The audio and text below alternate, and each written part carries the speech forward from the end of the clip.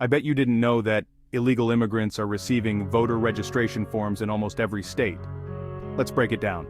Welfare offices and other agencies in 49 U.S. states are distributing voter registration forms to migrants without requiring proof of citizenship.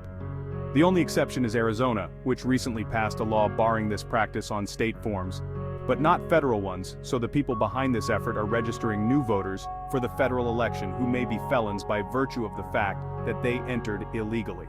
Currently, federal voter registration forms do not require proof of U.S. citizenship, although it is illegal for non-citizens to vote in federal elections. Also, it has been common practice in the United States to make felons ineligible to vote, in some cases permanently, so we have encouraged felonious entry to the United States, and now we are giving them voter ID cards, while many American citizens have paid for their crimes, but still have their voting rights stripped. Over the last few decades, the general trend has been toward reinstating the right of felons to vote at some point, although this is a state-by-state policy choice. Currently, state approaches to felon disenfranchisement vary tremendously from complete eligibility during incarceration in D.C., Maine, and Vermont. California, Colorado, and Connecticut restore voting rights after release from prison. Alaska, Arkansas, Georgia restore voting rights after prison, parole, and probation. States with permanent felony disenfranchisement include Alabama and Delaware. This new stunt of giving illegal aliens voter registration forms has prompted Republicans to call for stricter measures.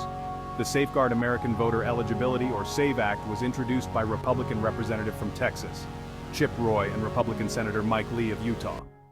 Recently approved by the House Administration Committee, the SAVE Act aims to require states to demand proof of citizenship when registering to vote by mail, at a DMV, or at welfare agencies. Republican lawmakers argue that these measures are necessary to maintain election integrity and public trust in the voting process. They emphasize that only American citizens should be allowed to decide the outcome of American elections. What do you think? The Biden administration has let millions of unvetted illegals into the country, is giving them free housing, food, and even gender transition surgery, and now they want to let them vote. This is paying people to vote. 18 U.S. Code 598 makes it illegal to pay someone to vote or withhold his vote, or to vote for or against any candidate. It's also illegal for the person receiving the benefits in for their vote, so the illegals are just racking up the crimes while the Biden administration is encouraging people to break the law for votes.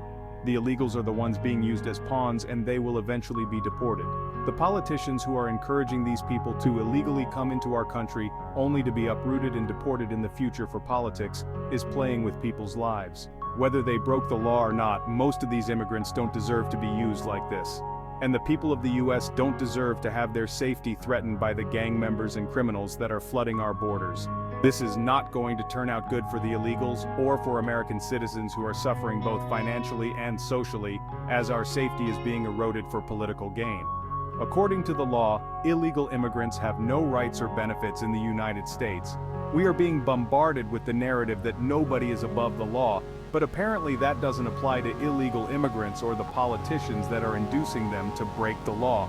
Further, Joe Biden made a campaign promise 4 years ago to pass legislation to restore voting rights to felons who have served their time, but over 3 years later, there has been no action taken by the White House to incentivize states to restore voting rights.